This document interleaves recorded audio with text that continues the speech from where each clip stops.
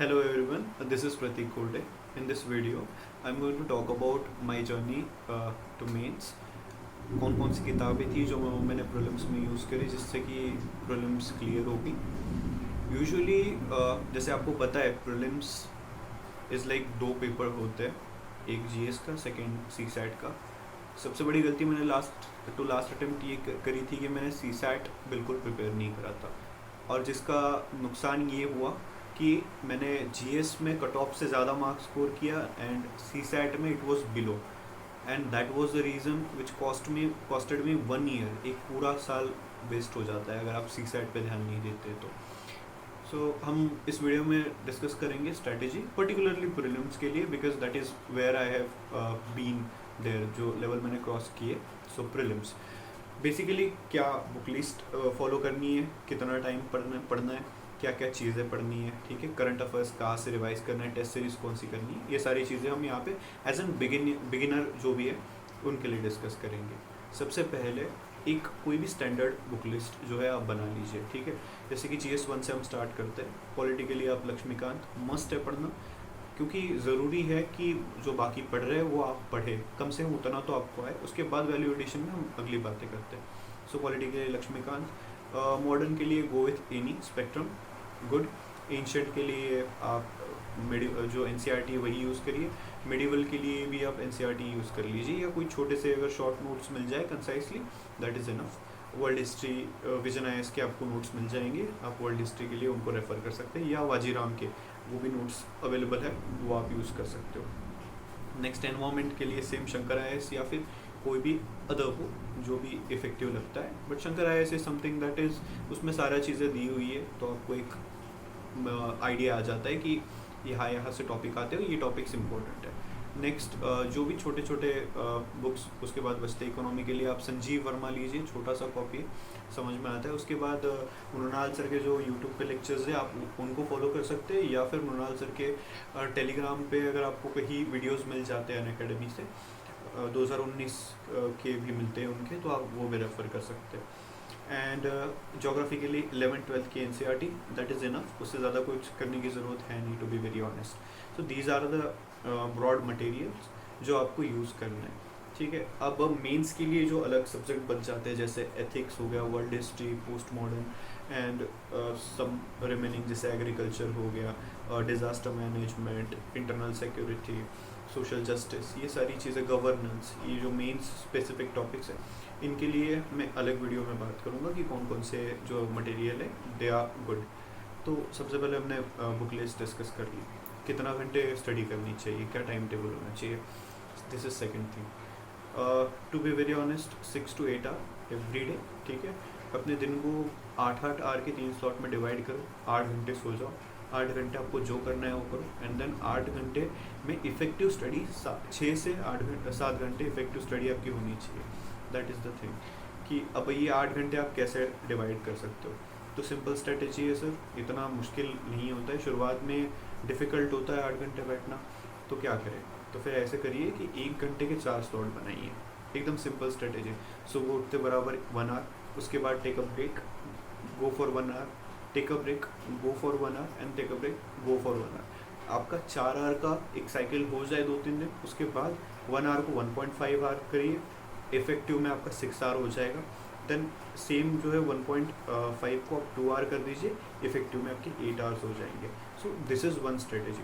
But आपको ये means के हिसाब से भी तैयारी करनी है, इसलिए एक चीज़ समझ लीजिए, आपको 3 घंटे बैठने की आदत लगानी पड़ेगी. 2-2 घंटे में कुछ नहीं होगा. 3 घंटे बैठना है. दिन में 6 घंटे एक्चुअली आपको लिखना पड़ता है मीन्स में. That is a very tedious job, उसके लिए हम अलग वीडियो में बात करेंगे. So this is one thing.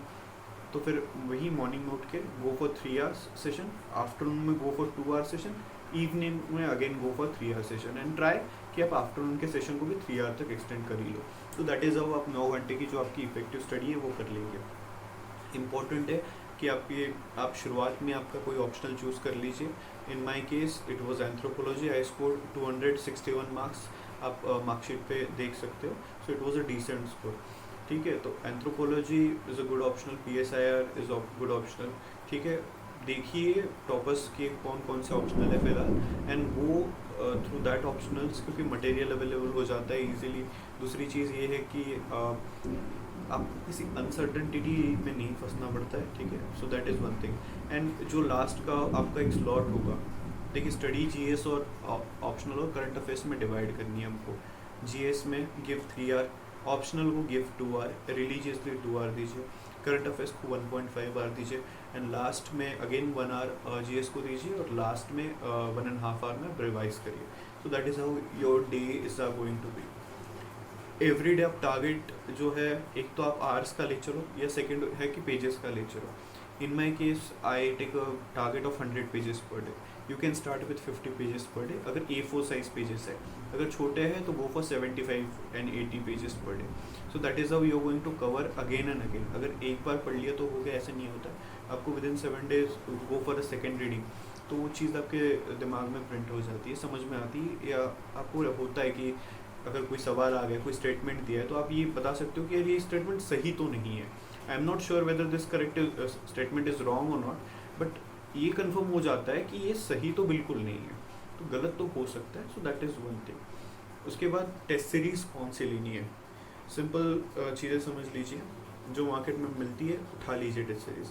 Minimum 60 test series आपको जीएस की करनी है सब्जेक्ट वाइज में, एंड 20 टेस्ट सीरीज़ आपको FLT full length test series करनी है लास्ट मंथ में, एंड CSAT हर संडे आप करना ही है, ठीक है। आप जैसे प्रिपरेशन स्टार्ट करें संडे को, एटलीस्ट CSAT में आपको क्या आता है, पैराग्राफ तो आता है ना, बाकी भले आपको ना आता हो, पैराग्राफ संडे से स्टार्ट कर दीजिए। हर संडे बैठ के जो है करिए, वरना आप जाएंगे एग्ज़ाम में and then there is different. क्योंकि क्या होता है कि हमको पता नहीं होता कि कट ऑफ क्या जाने वाला है, तो आपने जीएस दिया है उसका कितना अच्छा है कितना नहीं, ये भी आपको नहीं पता।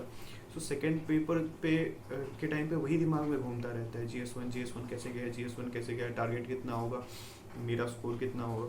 सो ये चीज़ कंट्रोल करने के लिए इम्पोर्टेंट है कि आप CSAT का पेपर अच्छे से सॉल्व करें।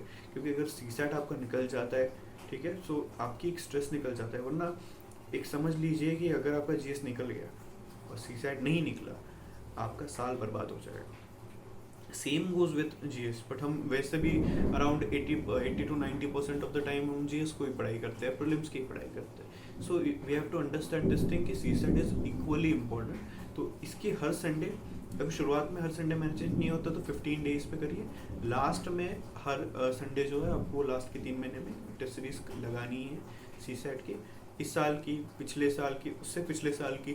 CSAT तो ऐसे नहीं होता है कि करंट अफेयर्स ओरिएंटेड होता है, तो आप CSAT तो कहीं से भी कर सकते हैं। बेस्ट होता है प्रीवियस ईयर क्वेश्चन पेपर। सो ये सारी एक मैंने आपको ब्रॉडली बता दी है। अगर और कोई आपके डाउट्स है तो प्लीज़ आप कमेंट सेक्शन बॉक्स में लिख दीजिए, and I will be happy to answer it in the next coming video, और I will reply you to comment. Thank you, take care, have a good day, and yes, prepare well.